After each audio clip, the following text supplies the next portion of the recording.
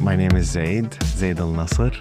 And I'm Christopher Sherman, and you are listening to our first podcast for Cut or Uncut. I love the name. Me too. We literally just came up with it. Yeah. Now, there was a list of other names, Yes. but we did narrow it down. Yes. And we felt that this captured the mood of our conversations that we plan to have on this. Yeah. Yeah.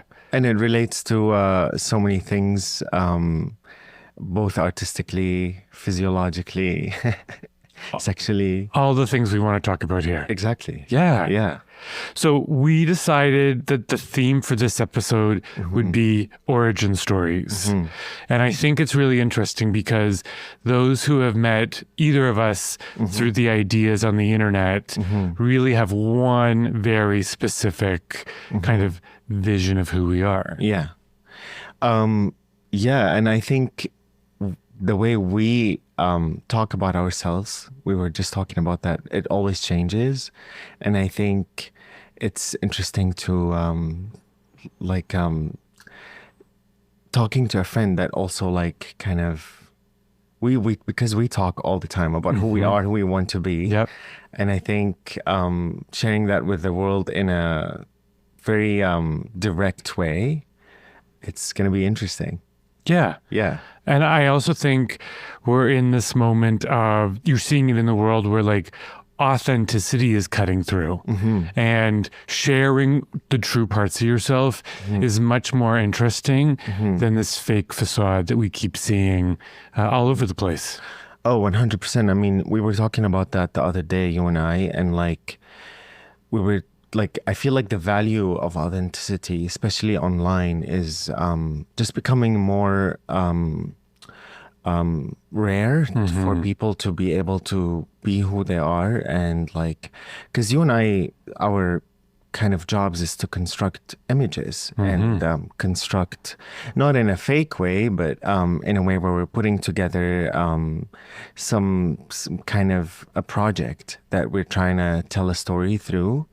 And I think in the world that we live in today, and with AI and all of that, I think the ability to just be who we are on camera, or I think that's becoming more and more valuable, just to share who you are and be open to be vulnerable and let people perceive you. I totally agree. And I think we as humans, we look at each other and we try and learn from each other, and we try and, we compare ourselves, but we also do learn from each other's experiences and ideas. But when we're not showing our true authentic self, we're not really helping other people. It's, illusion keeps influencing illusion, keeps influencing illusion. And it's just part of the artistic journey to, it ebbs and flows, and sometimes you are just to yourself and you're focused on a project. And then I think I'm at a phase in my artistic journey, but also human journey, is just to open up and share those experiences and who I am. I think I've never regretted that, no matter what the response was. I've never felt oh, I wish I didn't open up or be myself. That has never been something that I said. Totally. So I'm pretty excited. I think it not only brings people together in the sense that you realize that the person you follow has a similar experience to you, but it also brings me and you closer to the world. We realize we're a lot more part of the world and nature than we think we are. And I think we've talked about that a lot is, we both come from very different, places in the world.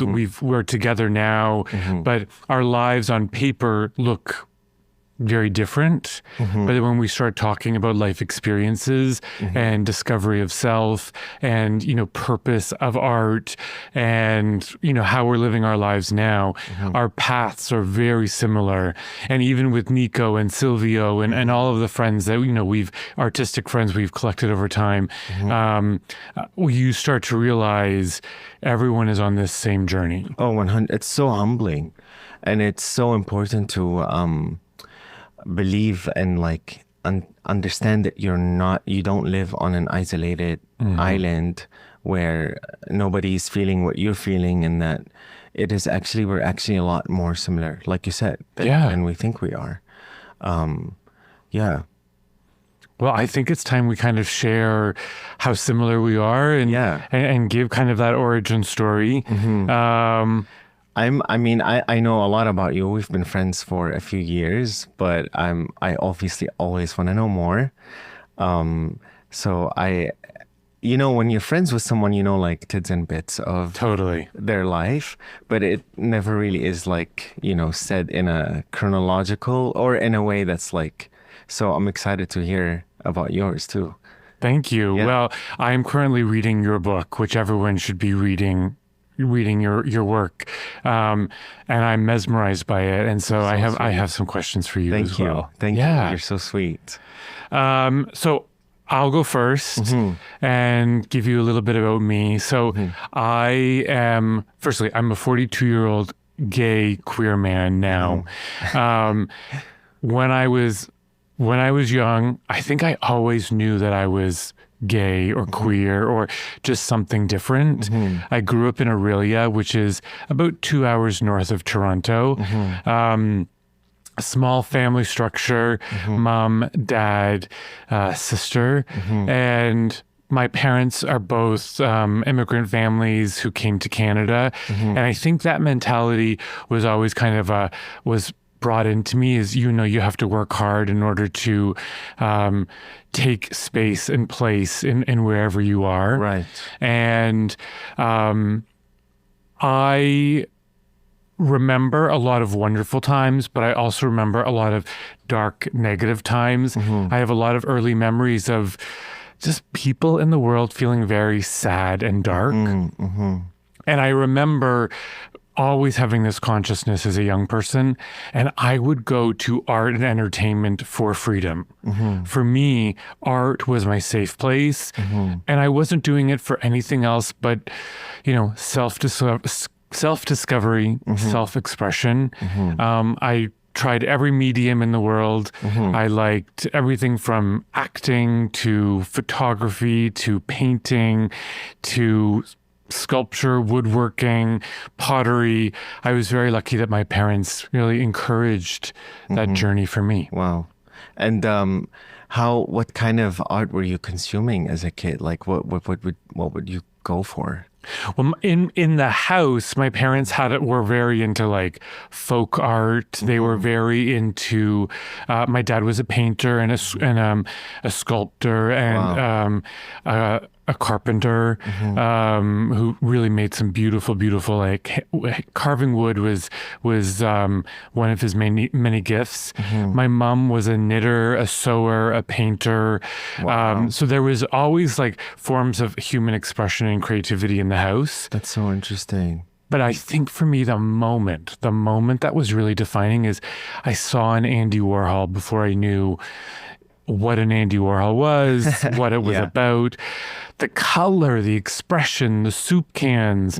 I was very fascinated by the way that he could turn a Coca-Cola bottle into a piece of art, a soup can into a piece of art, and also how he almost seemed to freeze in time, Marilyn Monroe, Elizabeth Taylor. I was very fascinated by the colors, the shapes, and the message that I was seeing in the art.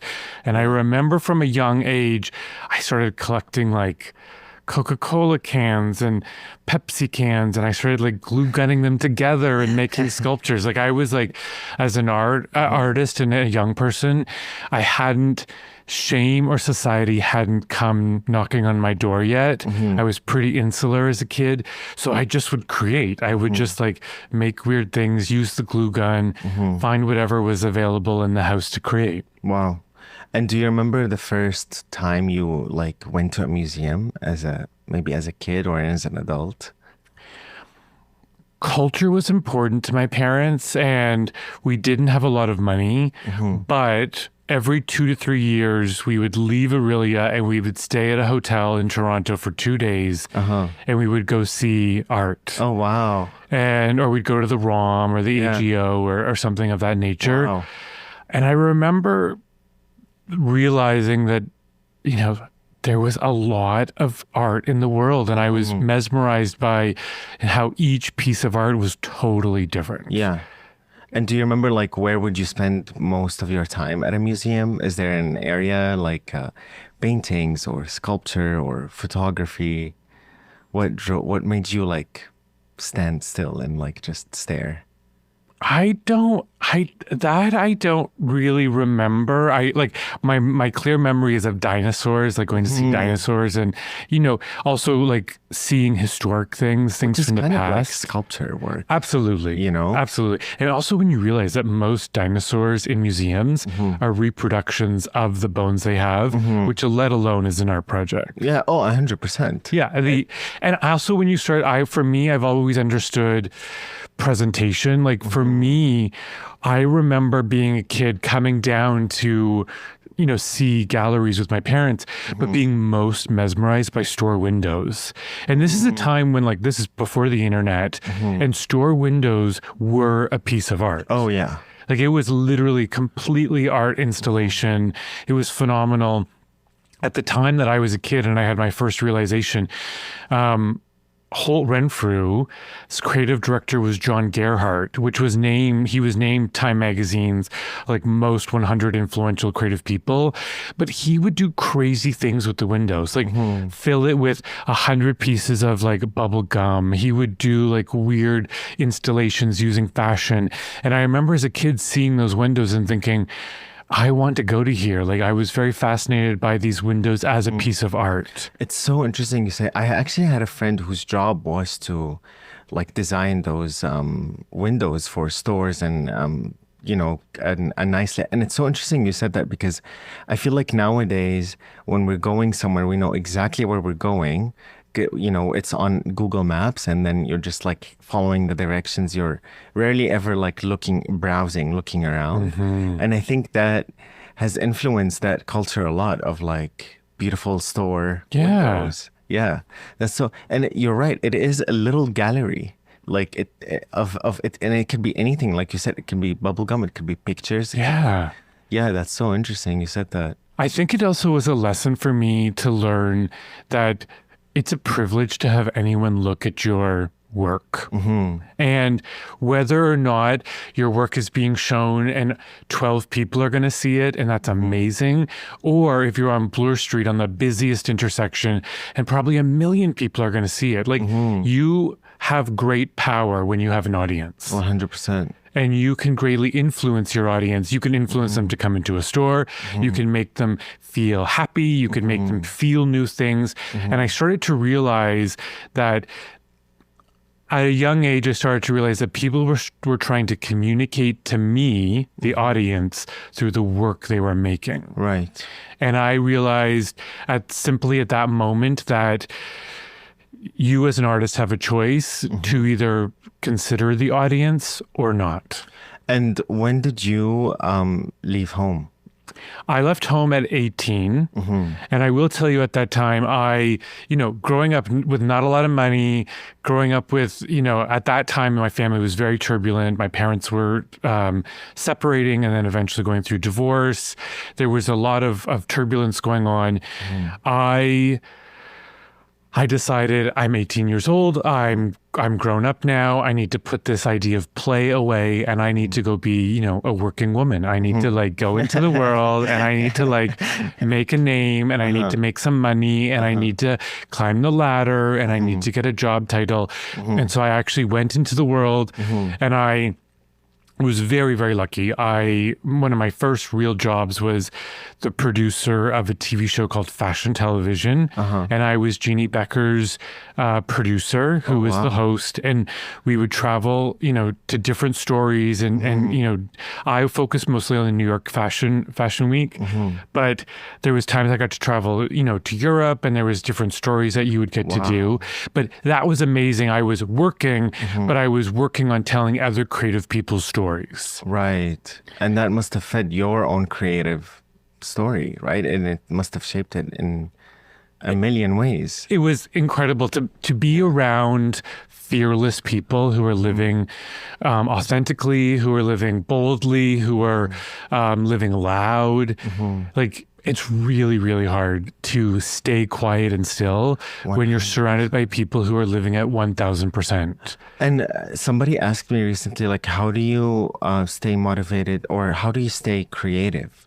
And I said, and I really feel like having a creative community is a huge part, because you're constantly seeing your friends or boyfriend or whatever, like a place you work at, just make things. It brings that out of you, like I also want to be part of that community. And I think it's such a blessing for you to have that job, because it seeing other people who they are creatively helps you find your own feet and who you are creatively. When you see other people searching for meaning and existence through creative exploration, it makes you start to question too, like, why can't I make it? Why can't I do this? Why can't I create?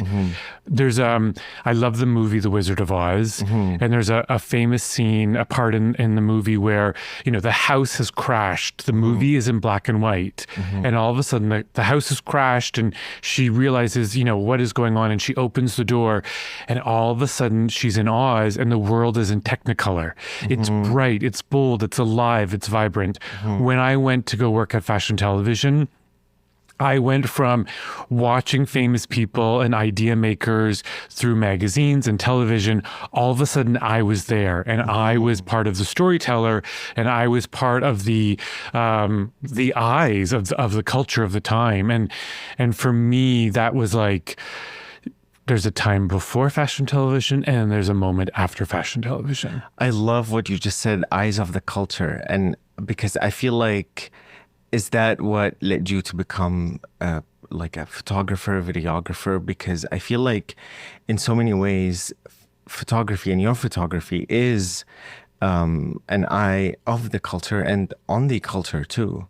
So it's very, very, very much that. But the interesting thing about fashion, and what we haven't talked about at all, is I think probably around the age of 14, 15, although in the closet, I started having sex with men when I was in Aurelia. And, the invention of the internet made it much easier to find people to have sex with. And so I started having sex, and I loved it. Like, I was like, this is amazing. Like, sex is amazing. Yeah. And I will tell you, at the beginning, when you're exploring sex, and this is really like the beginning of the internet, there was a lot of not amazing sex. Right. But then you'd have these moments that once in a while were like, right, wow, this person was hot and the sex was great, and it was a moment, and it was like, you kind of like, it's like gambling. Like, you're not going to win every lotto card, but you take the chance and you go. And so you said on the internet, was there a website or how? Gay.com. Just gay.com. And they had a chat room. Oh, wow. Okay. And the chat room was Barrie in North Ontario. Like, that was literally like... So it is location based. It's all location based at the time. And it was very focused on that. Gay.com. Yeah. I love, that's such an iconic, simple, straightforward. Oh yeah. Gay.com. Everything you need to know right there. And do you remember, like, so you'd meet with other guys? Yeah. Was that like, where would you guys meet? Like, would you go? Well, the thing is, I obviously very much wanted and consented to sex, but I was young, and you'd meet at a parking lot, and then from the parking lot you'd decide where you would go. Right. And at that time, because I was young and most people were not always that young, and a lot of people were married or down low, or a lot of things is like it'd be a lot of like car sex, or like in the summer, like, you know, Aurelia allows for a lot of nature or bathrooms, or you just find ways to do it. Did you feel like exploring sex in at that age, how did that influence your creative journey? So interesting enough, because, you know, my life was black and white, and then I went to Technicolor, like discovering, you know, sex and sexuality and like really understanding what it meant. I kind of felt like my life felt better. And I was like on a mission then in my life. I was like, I need to have, even though we're in a culture of shame and there's a lot of sadness around and a lot of people seem to be very unsatisfied with their lives, I knew that sex and sexuality, even at my young age, I knew that that was a part of my life. I knew that that's something I wanted to, I wanted that in my life because I enjoyed it. And my parents had to I grew up very shame-free. We were a naked house. Like, it was a very comfortable kind of half hippie existence. But so for me, the reason I went into fashion, and the reason I tell you this story, and it's important, is I went into fashion because when I looked at magazines, fashion and sex seemed to go hand in hand. Right. They seemed to really be this, like, especially in the late 90s, the 2000s, like sex and fashion were like they were bosom buddies. Yeah. But when I went to work in fashion, I realized it absolutely wasn't. Like, there was people who were partying hard and having sex at the end of the day. But when I went into fashion and fashion television, I quickly learned it was a business. Right. It was a business. It was creativity, but it was business. And sex was a channel that was being used to sell things. Right. Almost like a vehicle for the fashion. Yeah. Right. Oh, wow. Okay. I never looked at it like that. Okay. And it wasn't actually, and then, like, you know, as I got along, and like at fashion television, sometimes you'd go on set of a fashion shoot of a huge brand. Like, this was before they were doing that. So they would bring a TV show onto set to film like the behind the scenes. And it might have been the sexiest photos in the world. But when you're on set for 12 hours and you're surrounded by suits and corporates, and there's a few magic people on set, you realize the sex isn't here. It's like the illusion of sex, the idea of sex. And so I started like understanding the construction of sex, which is not the same thing as sex. Right. And how did that influence how you had sex? Well, I have to tell you, I went through people who are,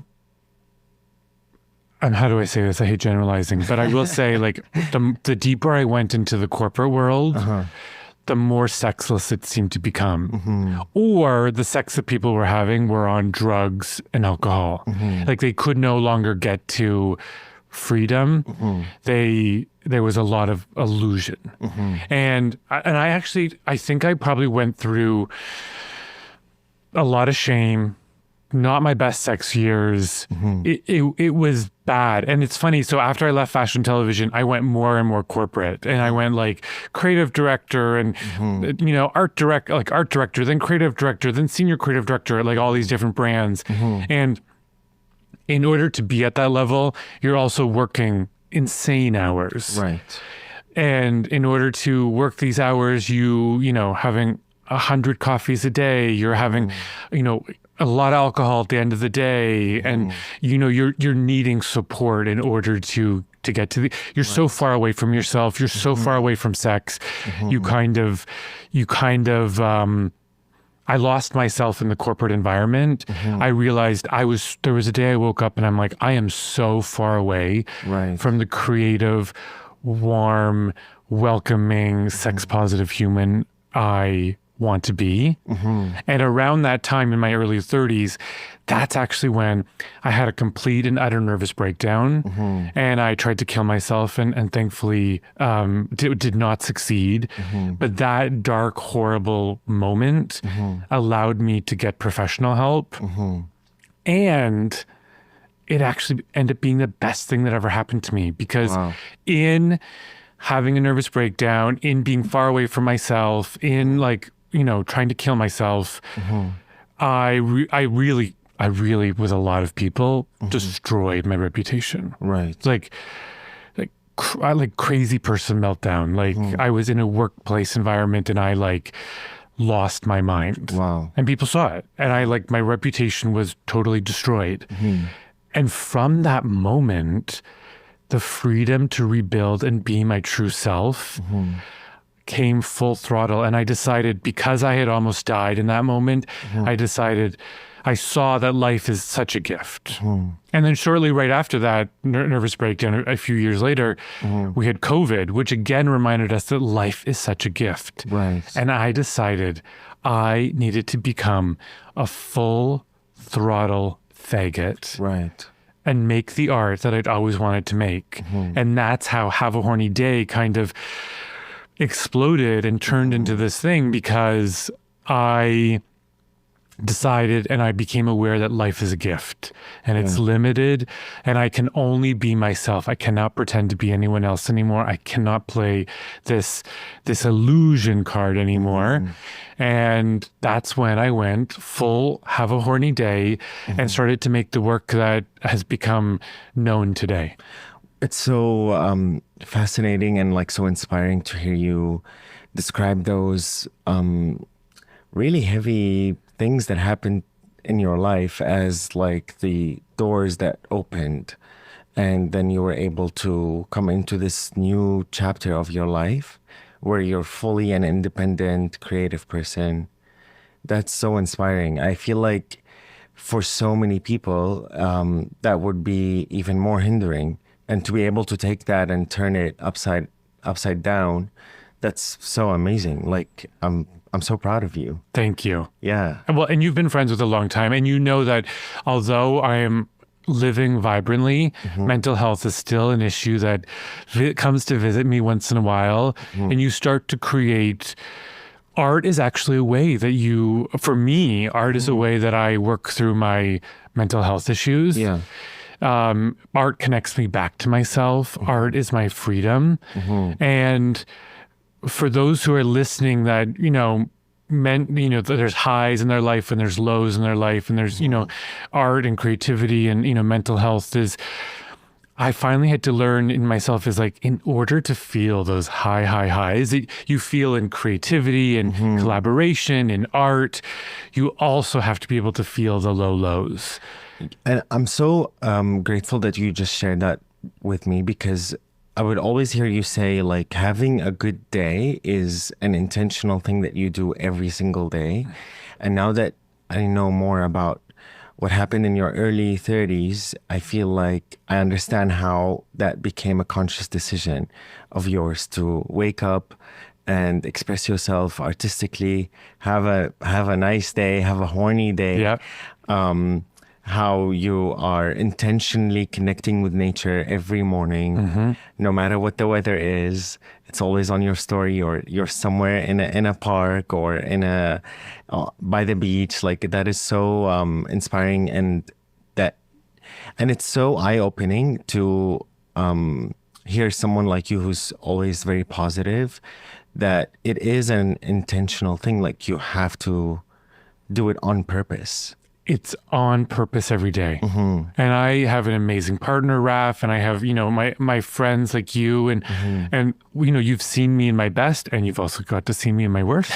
And it literally is I wake up each day and I try, and the first thing I do is try and say, thank you for letting me be alive. Thank you for letting me be alive. Because when you're alive, you have the opportunity in this day to do anything.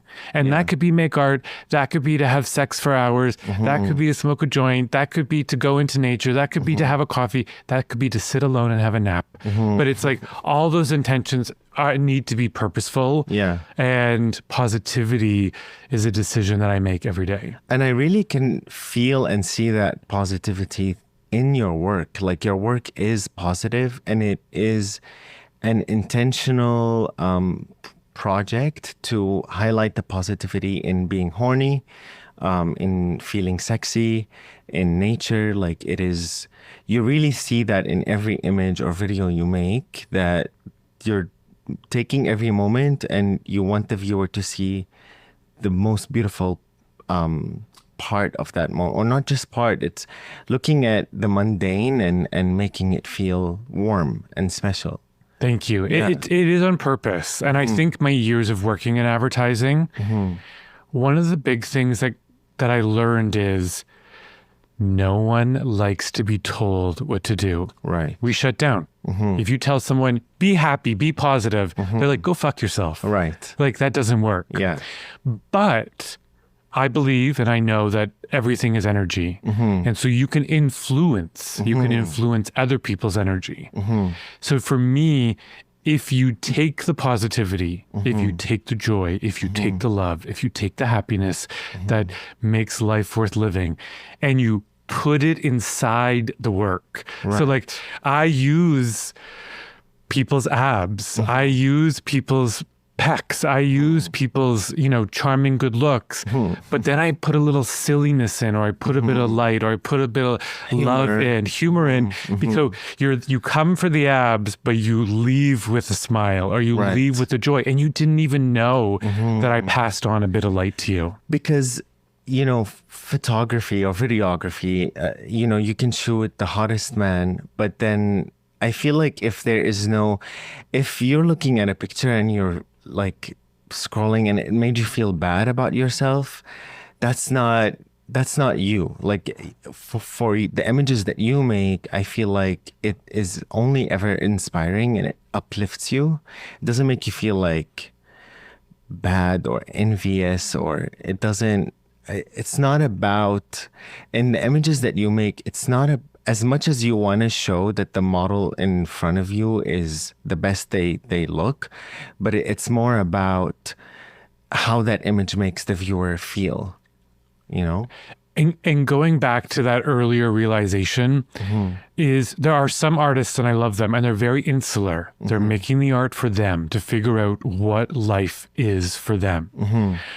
I greatly care about the audience. I greatly care about their experience. I actually greatly care about their lives. I greatly care about how they're living in this moment. Because I do know, and we've talked about it, life is wonderful, but it's fucking hard. Oh, yeah. Being alive is very hard. And to those who are listening, what would you say if somebody's listening, they're starting out in photography or videography or just being a creative person in general? What would you, somebody who's young and they may be a younger Christopher, what would you say to them to help them on that journey? When it comes to the art, you have to find a balance of acknowledging an audience may consume the work, but also not giving a fuck what people think. Wow. Yeah. Because there's a lot of people, straight, successful, pretty major people who have said some really crazy interpretations of my art to my face. Right. I love it. I can see and I can smell the fear on them when they're talking to me because I'm somewhere in my life of truth that they can't imagine. And there's going to be people who love your work and there's going to be people who don't love your work. The only person that matters at the end of the day is you. Do you love it? Exactly. Did you feel it? Exactly. Did this come from you? Is this authentic to you? That's the only thing. How would you sum up so far your creative journey? how would you sum it up? How would you say it in a sentence or two? I, at this point, feel that I am so blessed and so lucky. I let the ideas come into me. So I really believe a lot of the ideas come from the divine and the universe and whatever word, whether you want to say God or divinity. Like I meditation, spirituality is very important to me. And I feel that I am a vehicle for this horny, sex positive, creative journey that I'm on, and to share it with other people. That is not two sentences, but I just wanted to say, like, No. I feel like I'm blessed and lucky, and I'm on a journey, and I'm honored to be on it. Yeah. Yeah. And when you become intentionally a vehicle for positivity and to feel positive about sex or being horny or who you are, you realize that because you are this channel, all of this positivity, even like it's going through you first. And that is an amazing position to be in, because you're right in the middle of where the positivity comes from and then how you transfer it to other people. Yeah. So you almost become like in the center of it all. Yeah. Yeah. I always think you're a transponder of ideas and energy. And I actually think every single person in this world has something to give. I agree.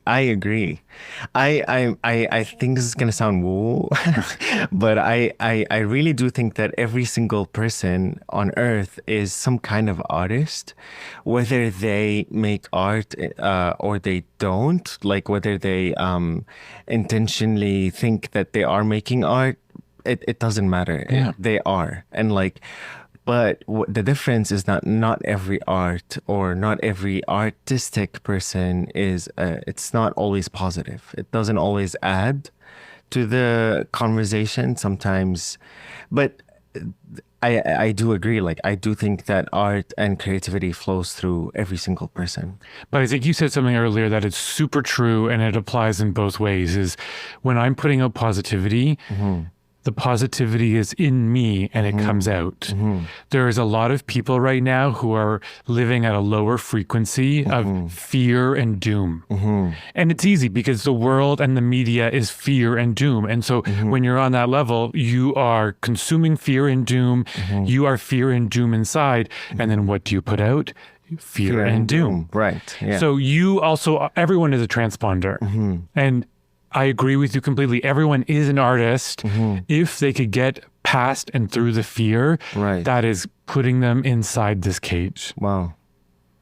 That's amazing. Okay, so we just went through my origin story, which was really fun to go over with you. And now it's your turn my turn to tell us where it all began. So I'll start in the same way you did. I'm a 32-year-old gay person. So I was born in Syria. I grew up between Saudi Arabia and Syria. We moved a lot in between those two places. Like in Syria, I'm from Damascus, so that's where home is. But I spent a large time of my life in Saudi Arabia.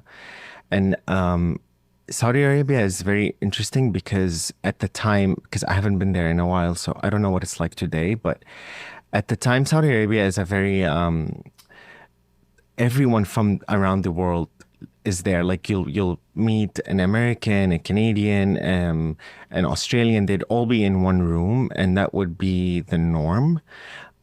Because it is a place where people come to work for a few years and then they leave. And so it's kind of a mishmash of different cultures.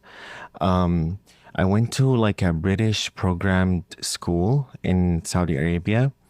And that is also a whole mishmash. Like you'd get a student from Jordan, a student from America, like, so being in rooms full of people from so many different places, moving around a lot as a child, that has influenced who I am a lot, and like my art a lot.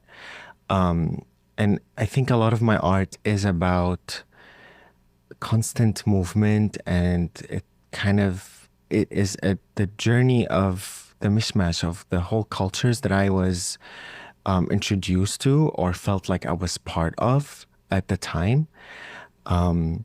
So in terms of my artistic journey growing up, we weren't a very art my parents weren't very into the arts. You know, they grew up in the 70s in Syria, so very straight, old-fashioned mindset. Art wasn't really in it was in our home, but it wasn't intentionally it was part of the decor, but it wasn't that my parents ever talked about art or creativity like that. Because I think in the Middle East and growing up with not a lot of money, my parents, you're either going to be a doctor or an engineer kind of thing. And so there was no room for creativity. When I first went to university, that was in 2011 in Syria, I started in psychology. I did 1 year. I thought that I wanted to become a therapist. And I think I thought that at the time that I wanted that because I think growing up queer, I always knew I was queer. I always, there was never a moment of realization. I just always felt like I don't agree with how people view sex or talk about sex religiously or culturally. And so it was interesting to,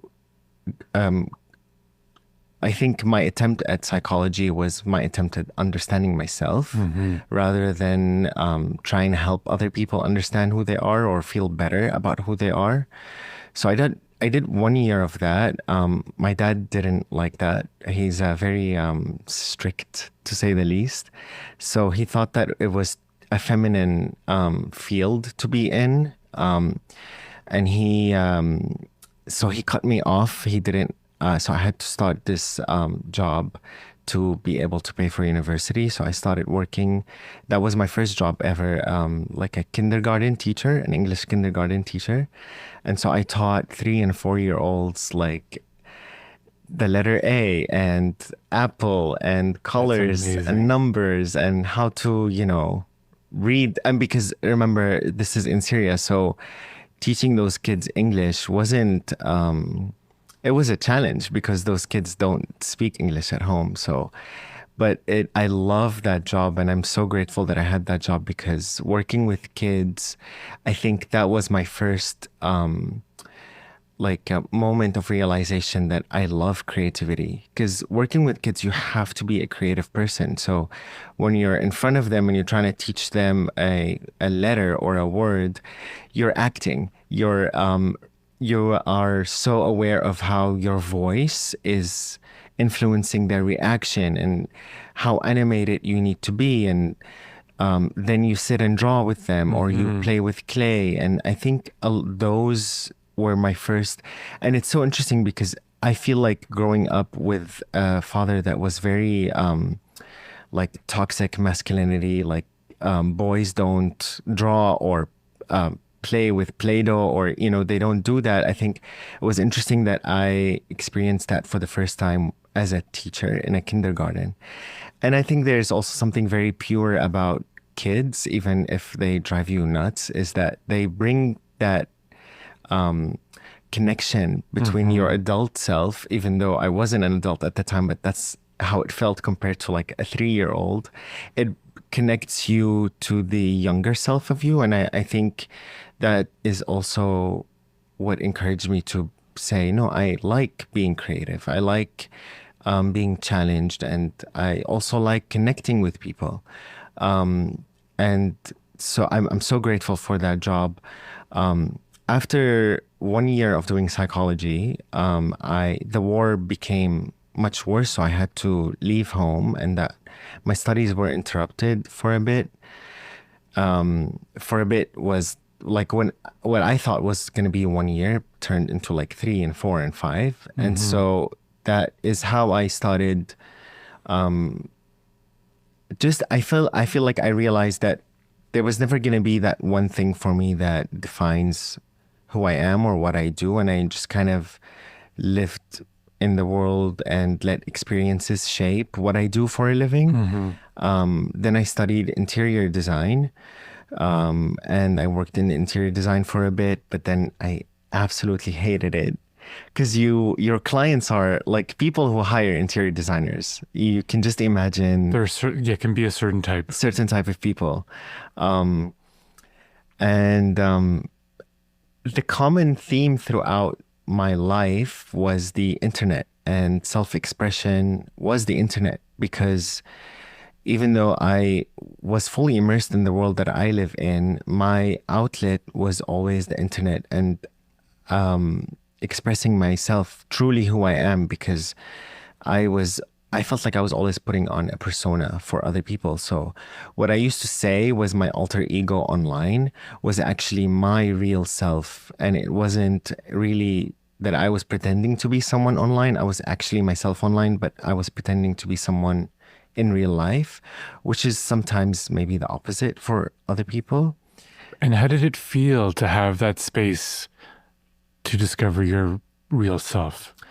Oh, it was so liberating. It was so, it felt like I was able to create my own world and live in it on this side. And that helped me survive the real world that I lived in.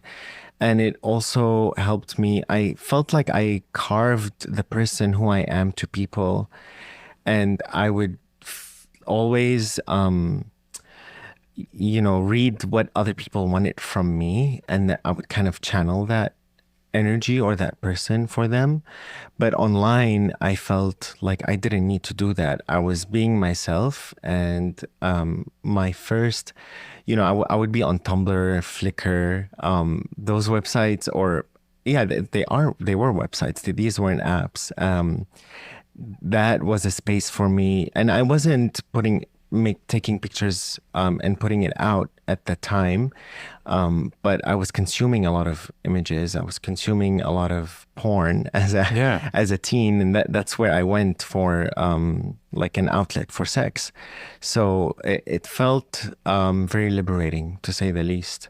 But for those who are younger and maybe didn't grow up in the Tumblr, Flickr era, I would describe it as a very kind of, there was the porn that you find every day, but there also was very artistic porn. There was also unique porn. It was kind of the first time on the internet where there was opportunity to see other people's perspective on sex and sexuality. 100%. And also, if you are listening and you are in Saudi Arabia, if you're listening from there, or like any kind of like part of the Gulf countries, you know that porn is, I mean, I don't know if it is today. I think it is still, but at the time it was banned. So like if you were to find a post on Tumblr that was pornographic, that link is broken, right? So what I would jerk off to is still images of hot people. So it could be an image of somebody's armpit, and that was my video. So I was also really fascinated by that constraint that I was faced with, and how I was able to feel that sexual fulfillment through these constraints, and how it shaped my relationship with sex. It was an outlet for me to breathe and to be who I am. I used to take a lot of pictures of myself. We had a digital camera at home. And I didn't think they were thirst traps. I was just fascinated by I think I was fascinated of how I'm choosing for other people like what I'm choosing for other people to see in me, or how I want them to see me. And that is why I used to take pictures like as a teen. But yeah, then after that, so I worked in interior design. I didn't really study anything else for a few years. I worked, as somebody who didn't have a lot of money growing up, and at that point as well, whatever job was presented to me, I just took it. And I think going back to what we were saying earlier, I realized if I surrounded myself with creative people, then I am a creative person. Yeah. And those creative jobs came to me. It was modeling, assistant assisting photographers, assisting videographers. It was all over the place. But I always felt like need I need to be in that world, because I felt like creating things to construct a universe was like right up my alley. Yeah. I love that. Where do you think this idea came from to construct your own universe? From like the desperation of not living in the universe that you felt like you belonged to. So I was telling you earlier, I went to a British programmed school. And so the books that we had were mostly American and British. And a lot of the cultural things that we studied about wasn't local things. It was about Canada and America and Europe, and even history and geography. And so, and then also in those books where there are chapters or stories about sex or how is sex related, those were all like ripped. So it was really interesting to live in a distant world studying about this other world that I was like, this is where I need to be, because I knew that freedom was not permitted for me in that time. And so it was really interesting to kind of like, I remember the first time I went to San Francisco was, I think in 2022. Mm-hmm. And growing up, I used to always, looking at my history books, the Golden Gate Bridge was something that I was just so mesmerized by, and how beautiful and red it is. And being there for the first time, and my friends took me to that bridge, they drove me. It was such a surreal moment. And it was a moment where I realized, like, I never thought that I would leave home. I always lived through these images, and it was really, it felt like there was me before and then me after leaving home were two different people. I was just kind of on survival mode, just knowing that there was no space for me.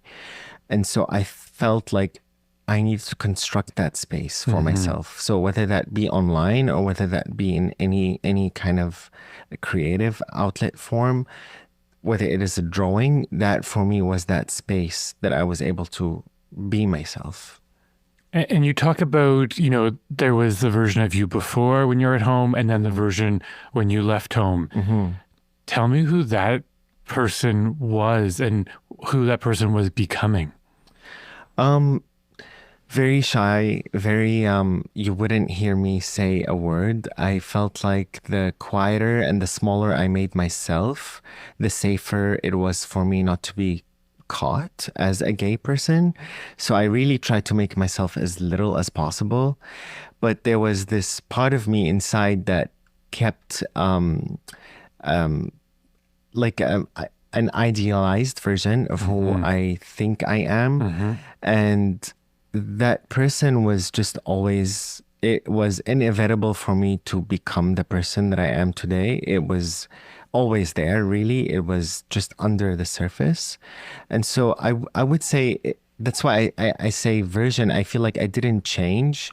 I just allowed myself to open up, and I allowed myself to be heard, and I allowed myself to talk and express myself and like take up space. Mm-hmm. Because that were all things that I didn't give myself. I didn't feel like, also like growing up in a home where my dad is very loud, very angry, very aggressive.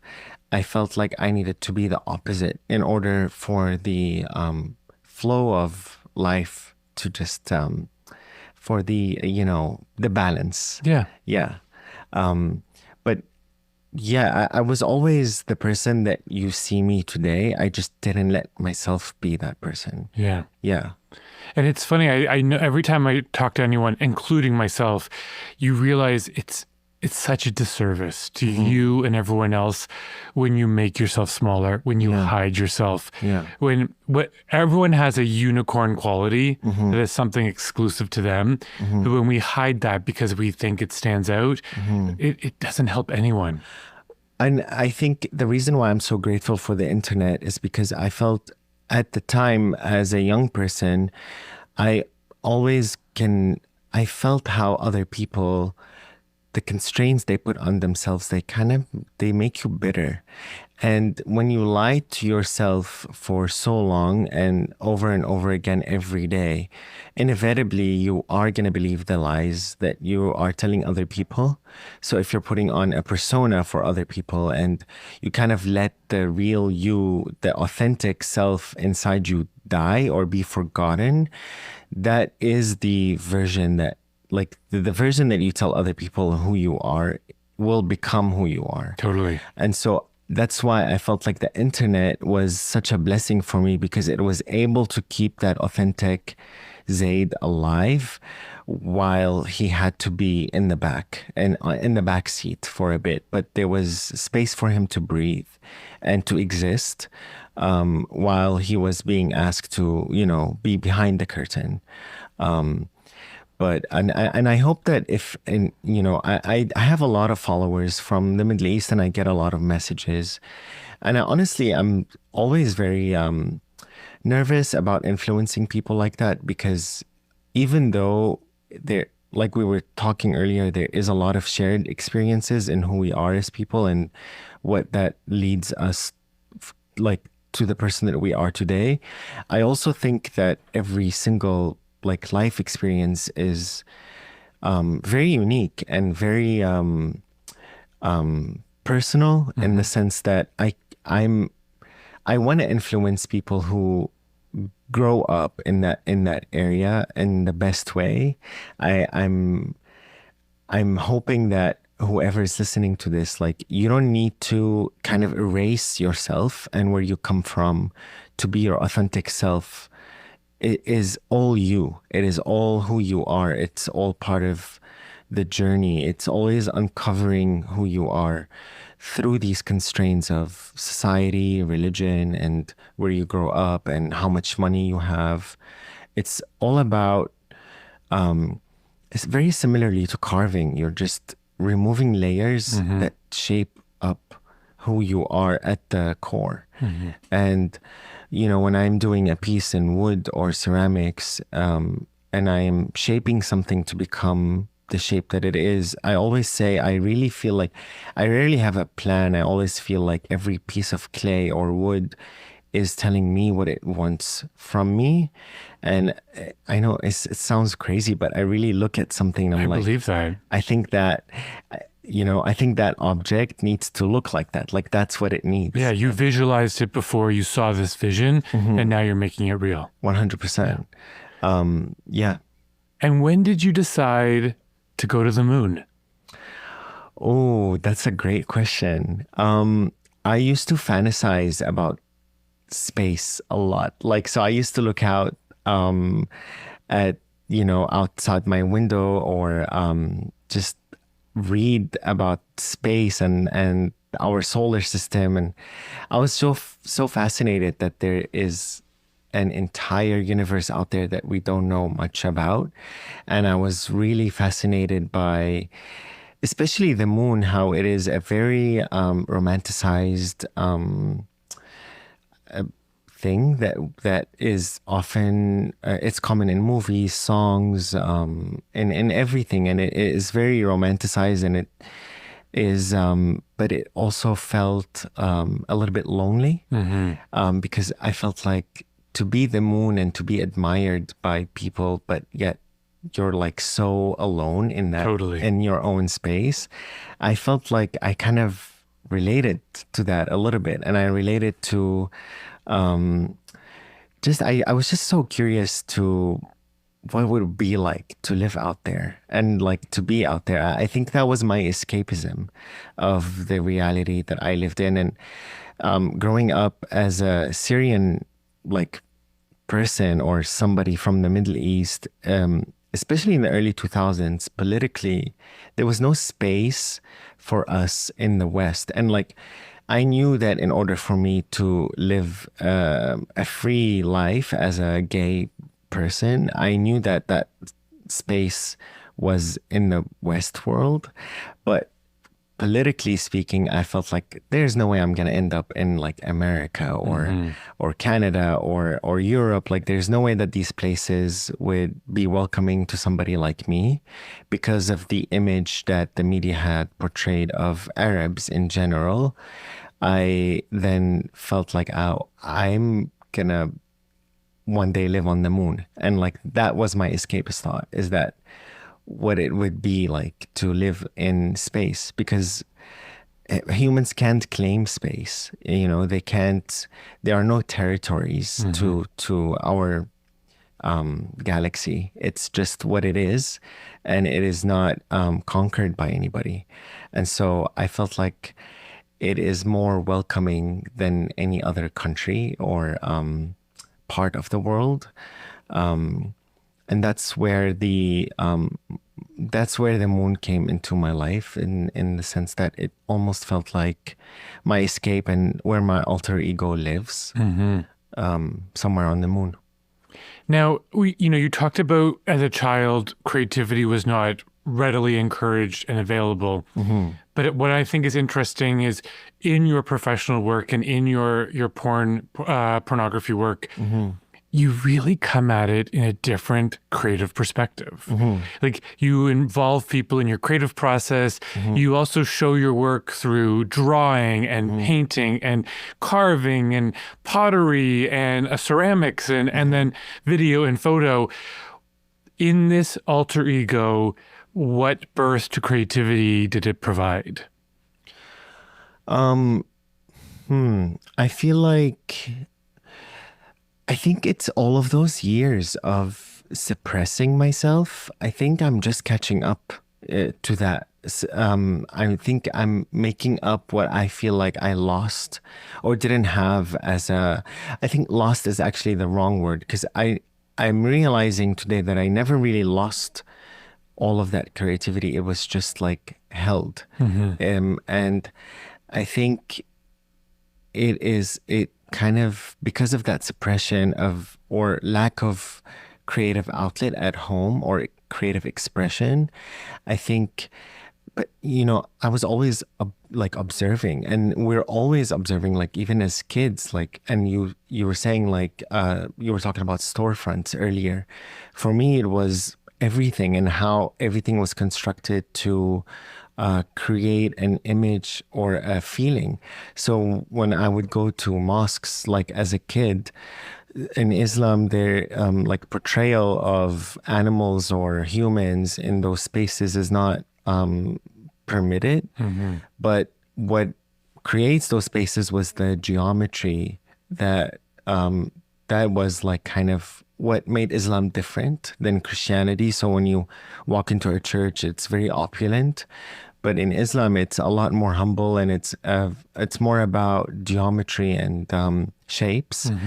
And because I wasn't, and I didn't believe in religion, even as a kid, I would spend that hour or 2 hours in the mosque just staring at all of these shapes that were in the rugs and on the walls and the chandeliers and the mix of materials that were used to express the place. And I felt like there was a lot of constraint. Obviously, like I felt like I always wondered if the people who made those mosaic patterns or inlay woodwork, I always wondered if they had the freedom to do whatever they want, like what would they do? And that influenced how I look at things a lot, because I feel like I realized constructing a universe starts with what lives in it. And those objects create, we moved a lot. So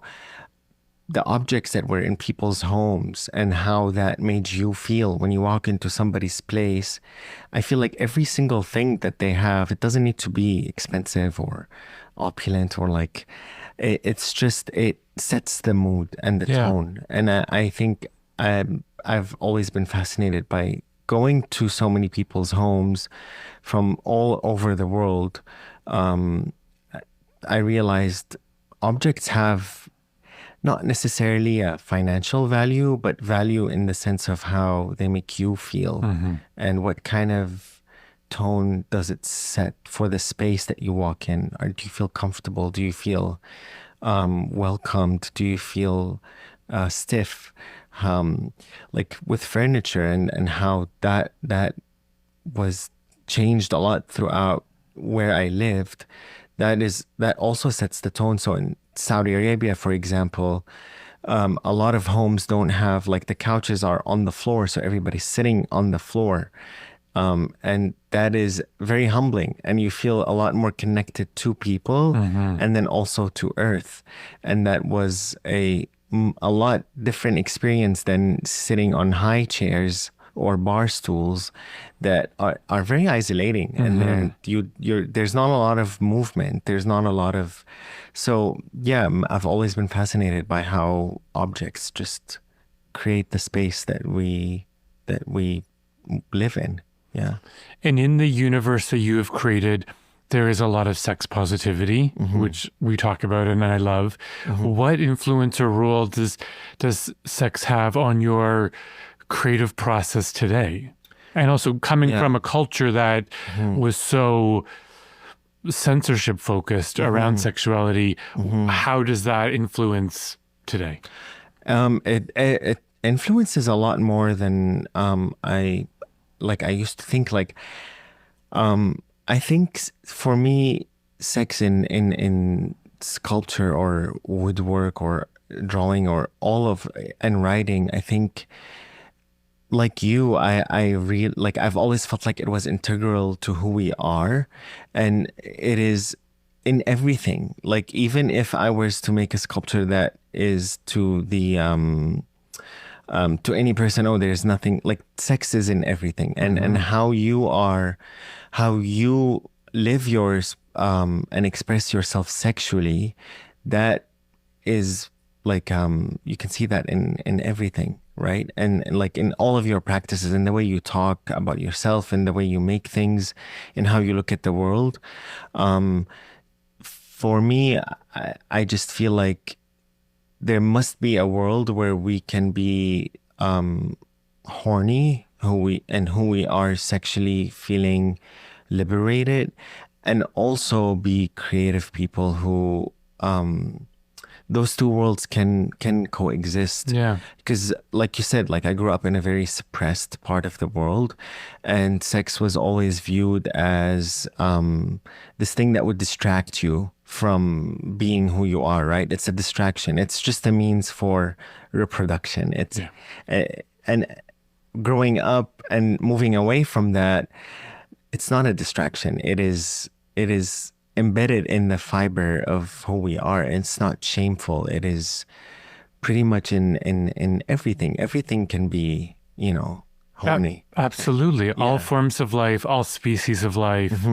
There's a lot of that exists. Yeah. And I think it's interesting because I love when these cultures focus on the reproductive, purpose of sex and sexuality, but we forget so much about the pleasure of being alive, the pleasure of being a human, the pleasure of our bodies, the pleasure of our minds, the pleasure of each other. Like we get really afraid of talking about the importance and role of pleasure on our lives. Yeah, and also we're so scared of being seen as a sexual person. Like, not in the perverted way where you're like horny in public, but in the way that you are in touch with who you are sexually, and you know who you are, and you're not afraid of letting people see that. Yeah. I grew up in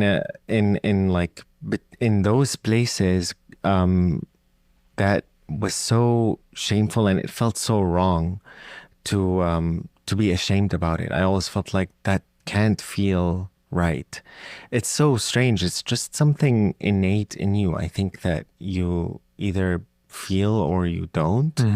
And we talked about this before, you and I, but growing up gay and creating that own universe in your head, you're forced to explore different facets of what it is like to be a human. And I think, and I wanted to ask you earlier, because you were talking about fashion, I was curious to know if your fascination with like the world of fashion was that because it felt like those outfits became personas to people, like putting on some kind of like the clothes that people wore that kind of made them act differently. No? Did you? Absolutely. I knew that when I was younger, I knew that I don't want to say acting, but I knew that I was showing people one part of myself, and that's all I was showing. And I knew that it was purposeful, but there was a multi-dimensional version of me that was not available to them. With fashion, I actually felt it's so much about performance and dressing up, but it's also about symbolism. Like a man in a suit is power, a woman in a dress is this. Like it was like all these cultural standards that we'd kind of created for ourselves. Like to me, I love that RuPaul quote. It's like, we're all born naked and the rest is drag. Like it is all performance.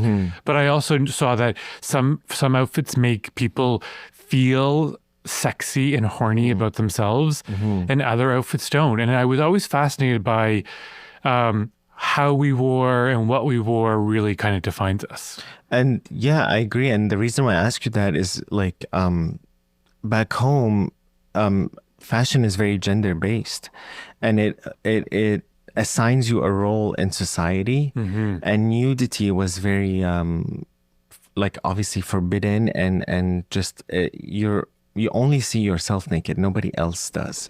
Like even a married couple, it's not. We didn't live in a house where you can be shirtless or just wear shorts. Like you have to cover up. Like and I think that always felt wrong for me, because there's no way that the way we are born into this world is shameful. Like that is exactly. It felt so. Feeling bad about your body is such an awful way to navigate the world, and having to put on outfits that assigned you a role or a gender or anything, like any kind of that felt like pretending every single day. And it was exhausting. It was so tiring. So yeah, it's interesting how fashion it is like a mask. It is absolutely. It is a mask. Yeah. It is. We talk about it all the time when you're here, but like, people come to my my studio in my home and, they talk about, it's the horny studio. And I remind them, very similar to Warhol's factory, it's all a set. Everything is a set. You go to your favorite restaurant, it's a set. Yeah. You go into people's homes who've, meticulously designed it, it's a set. Yeah. Like you realize that we're all kind of living a lot of this in a lot of illusion. It's all sets, it's all performative, it's all, I always say we're on a giant rock rotating in the universe. All of this is pretty made up. Yeah. And it also feels like if life feels like a big stage, right? And like we're always desperate for more light on us, and we want the audience to applause for us, right? Like our dance or singing and it is a set. Everything is a set. Like everything is a facade, right? Like like a way that the way we construct and our world starts from how we decorate our place. Totally. It starts at home. How we decorate ourselves. What we wear. And I think that's how I feel like sex is in everything, because underneath the set and underneath the clothes and the masks, there's just your naked body.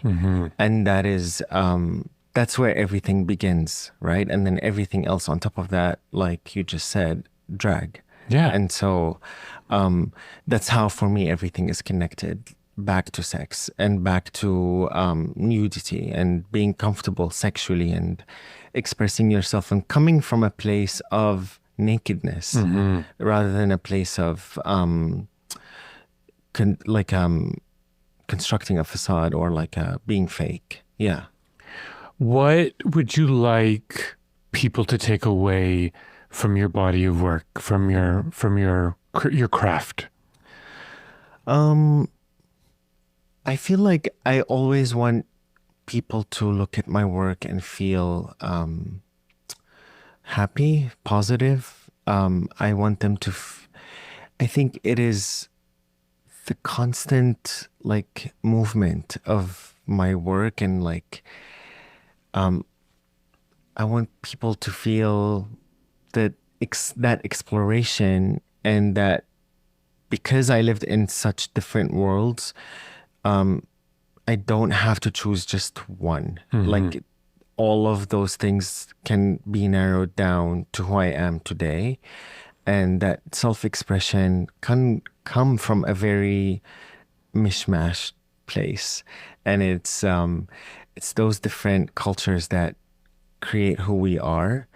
And I think when people look at my work, I want them to see that self-expression is kind of necessary for our survival. It doesn't stop at one piece or it doesn't stop in one medium. It is in everything that we do. Yeah. I think that is key. And I think a lot of people forget is like, we are multidimensional humans. And just because other people have expectations of us or put us in boxes, they should not be the boxes that we live in just because it's other people's opinions. And I remember very early on, like, I love sex, I love porn, I love art, I love creativity, I love marketing, I love branding. I've had days where like in the morning I'm on a porn set and then in the afternoon I'm literally meeting the president of the United States of America. Like I literally have had that day where you're just like, I am a multidimensional person and I'm not going to let someone else's ideas of where my box starts or ends control anything or any way that I live my life. And that's the thing. I think that's what we need more in the world is coexistence rather than setting up walls and labels that kind of restrict us from being everything. Totally. Because you can be a porn performer and you can be a writer and you can be a woodworker and an artist, a painter. You can do a podcast. Exactly. You can do anything you want, and there's nobody should tell you that this is not your area, that you this is not your place. It's I feel like human beings are conquerors, but I think the only good thing that we can conquer is who we are and how we conquer. Like for me, those mediums that I go from wood to ceramics, I feel like for me, that's my exploration. That is me exploring the world. So it is such a privilege to like know more about who you are and where you come from. And it's so strange that such different worlds can come together and create art together. And I remember like meeting you, what summer was that? Was that 2022, 2023? Yeah, I think it was like the pandemic was really just kind of, we were all socially awkward in the world again. Yes. But it was just ending and it was starting to like, I think it was around that. Yeah. And it like meeting you, I remember, it just all felt so natural. I felt like I already knew who you are. And we met through another porn performer. He introduced me to your work. He showed me some of the pictures that he took with you. And he told me, you have to work with this guy. And because of lockdown, you and I, even though we lived a few blocks away from each other, but we were never able to be in the same space. We're also not the most social people in the world. I don't go out. We never go out. You didn't go out at that time. We both didn't. And so it was like the chances of us meeting were which is so crazy. But yes, you're right. We don't go out. No. And So we started working together. What was the first thing we did was kind of just a solo. Well, I think so. Before being in Toronto and being like creating this horny universe, whenever I would travel around the world, people would always ask me, "Do you know him? That's crazy. Do you know him?" And they would ask me all the time. And you like, and this is like, you know, working with major people like in LA and Paris and in London and New York and like some pretty big porn stars who'd be like, "Oh my God, do you know him?" And I couldn't believe that we hadn't met. And then when we finally had this introduction, I think we started with, here's the thing that I love and admire about you is you are the star of your universe. You're also the photographer. You're also the cameraman. Before we had ever worked together, everything was shot by you. Like you shot yourself. You did everything. Everything was your angles. They were all your pictures. And I thought, you know, this person really has their own perspective, and it doesn't look like other people in the porn community. We sat down. You came over. I think we smoked a couple joints.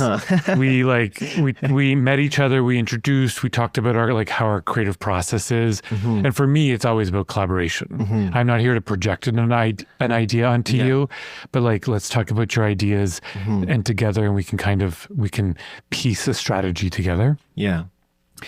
And then we just decided to do our very first shoot together with fake grass, with soccer balls. Yeah, I love that shoot. It was just kind of like a let's test each other. Like a warm-up. A warm-up, you know, no nudity, like underwear. It was very much like, let's see how each other works together.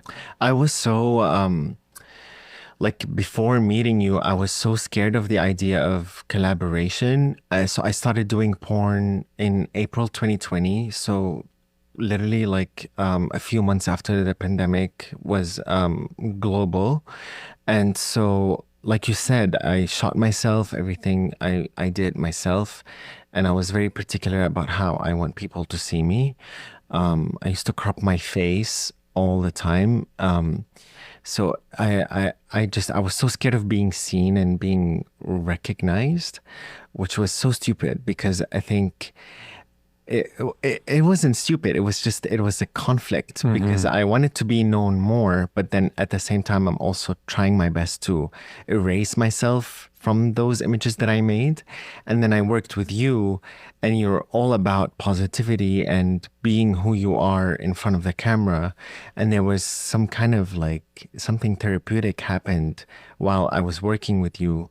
It opened my eyes. It helped me see myself and allow myself to be seen by other people, which was you in that moment. Like, I wasn't in control of how I was being recorded. And that was challenging, but it really felt like therapy. And it also happened because I just trusted your vision from the work that I've seen from you. I just felt like I was able to just let go and be myself. But I think one of the other things, and I'm super honored, and one of the other things that makes it low risk that most people don't know is that every photo that I make, the person who's in the photo, they have final consent. They have final sign off.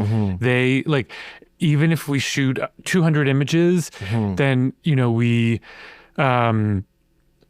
and we pick one, that's okay. We pick one. Like, and I'm not just doing this with like you. Like, I like get on a Zoom call with like David Cronenberg or the celebrities I work with. And I'm like, we go through the images and we like really make sure that everyone feels safe, feels like they get to pick their images, the images that they love.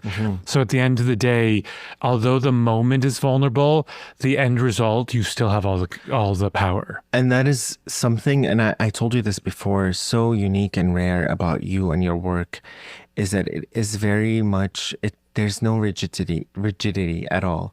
I've worked with photographers before, but it was never porn. It was like, photo shoots, and like I told you, whatever kind of job I was offered, I would take.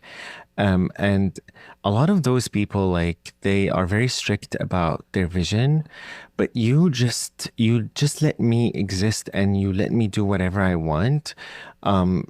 The only thing that I would hear from you is positive reinforcement. Yeah. It was never a critique that made me feel like small in that moment. Because any photographers can easily do that, even if they don't have that intention. But I've worked with a lot of photographers that you feel bad about yourself.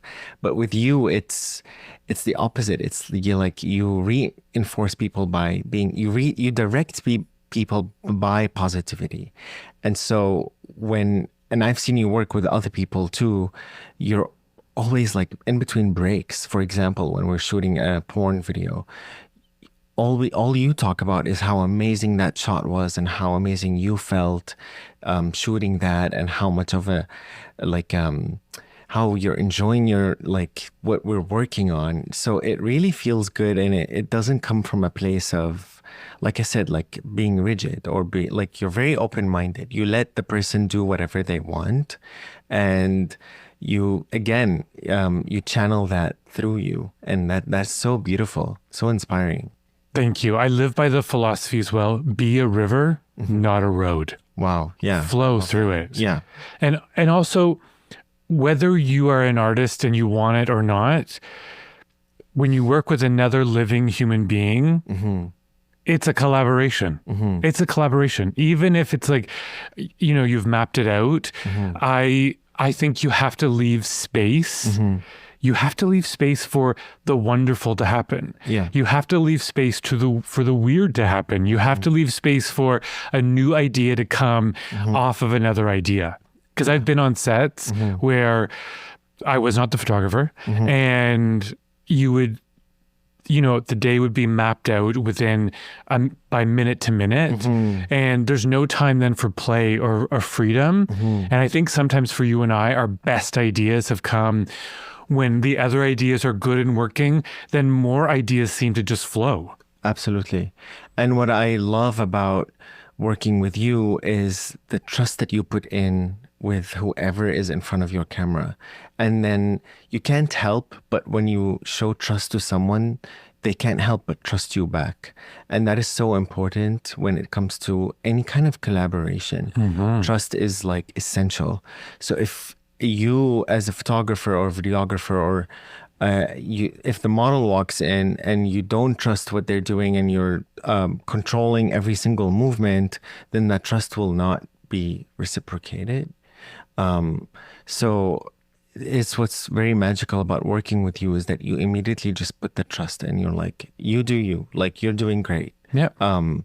And also, okay, next episode. Yeah. We're going to, because I was just going to unpack like the videos that we just made, and I was like, no. Next episode, we're going to go through the work that we did together. I love it. And unpack those experiences. Yeah, let's look at the photos, and let's look at the porn, and let's look at the videos. We've been around the world together. Yeah. And we're going to explore them and kind of talk about the stories behind them, because there's some crazy stories. Behind some of them. I'm going to do my best not to say any names and not to get in trouble. I'll say name that rhymes with. Yes. No, I'm kidding. Yeah. But yeah, I think, revisiting that will be really fun. Yeah. And I get a lot of questions from people all the time, like, how did you guys do that? Or who decided this in that moment? And I think it would be cool for people to hear about the process behind making porn. Yeah. Yeah. And I live also from the mindset of solution-oriented creative person, is whatever situation is given to you, you must find the solution. And we can say that has happened through many of our shoots where the space isn't ideal or the environment is different or whatever. You must find the solution and you must move forward no matter what. Because that's where creativity lives. Yeah. It lives in the challenges. It's how you overcome those challenges that ends up being the creative part of it. Yeah. Yeah. And we've gone through a lot of challenges. Yeah. And way more to even come. Yeah. So yeah, if you made it this far in the episode, thank you for listening. Yeah, such a pleasure. We're glad that you joined us, and there's much more to come. And as this show continues to grow, we're gonna bring guests onto the show. You're gonna meet some of the people we've collaborated with, some of the people we will be collaborating with. It's going to be an experience of learning a lot on this horny journey of cut or uncut. I'm so excited. Well, thank you for today. Yeah, thank you. I love you. I'll see you next week. Bye. Bye.